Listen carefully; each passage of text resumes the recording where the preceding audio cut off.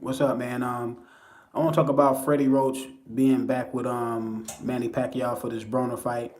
Um, Freddie Roach and Manny Pacquiao have a long history of success.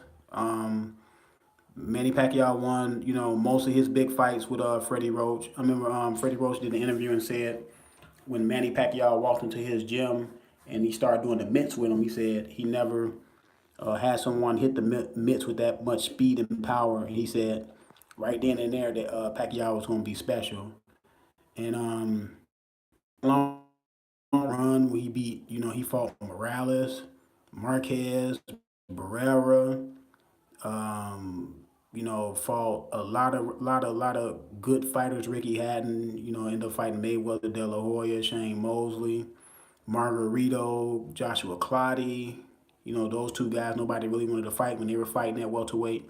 He fought a lot of guys, won a lot of big fights. Yeah, he lost. He lost against Marquez. Him and Marquez had 5 fights. He did lose the first Morales fight. Came back and avenged that loss. He beat Barrera, I believe, twice. Barrera was his big stage fight. I remember seeing that fight. That was boxing. I believe that was boxing at the dark. And Manny Pacquiao was I think he was a late scratch for Barrera, something like that. But nobody really knew who Manny Pacquiao was. I mean, look, nobody knew who Manny Pacquiao was. That was his coming out party when he stopped Barrera.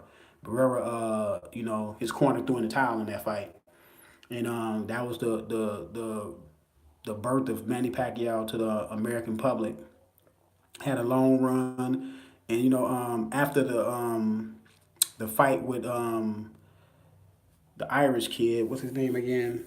After that fight, him and Freddie Roach, I guess they fell out for a little while.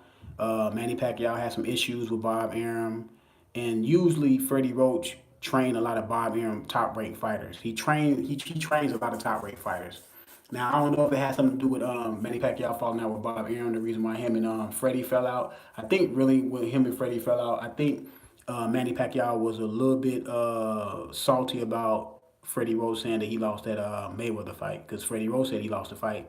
Manny Pacquiao still holds firm that he won the fight, and I think that started it all. You know what I'm saying? And then his last fight when he lost, that fight right there, should not. He should wait to be a senator after he retires. Manny Pacquiao takes the politics of his country in the Philippines serious. He wants to, help the people of his country, and maybe he's seen that as a backhanded, comment by Freddie Roach, and he didn't, he really didn't take to it, but. Now they're back together for this Broner fight, and I know in the episode that they had, Showtime had Broner versus Pacquiao. Pacquiao said that him and Freddie Roach fell out before, and just because Freddie Roach didn't train him for one fight, the Matisse fight, doesn't mean him and Freddie Roach are not still cool. He said Freddie Roach has always been and always will be Team Pacquiao. So they have I know in the past he said that Freddie Roach was like a father to him. So they probably got something deeper than boxing. You know what I'm saying? With them two, it's deeper than boxing.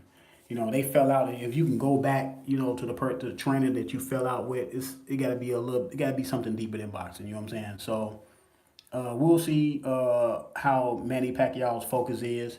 I know Freddie Roach did the interview and he said he wanted Manny Pacquiao to throw more punches, meaningful punches. He wants Pacquiao to hurt Adrian Broner.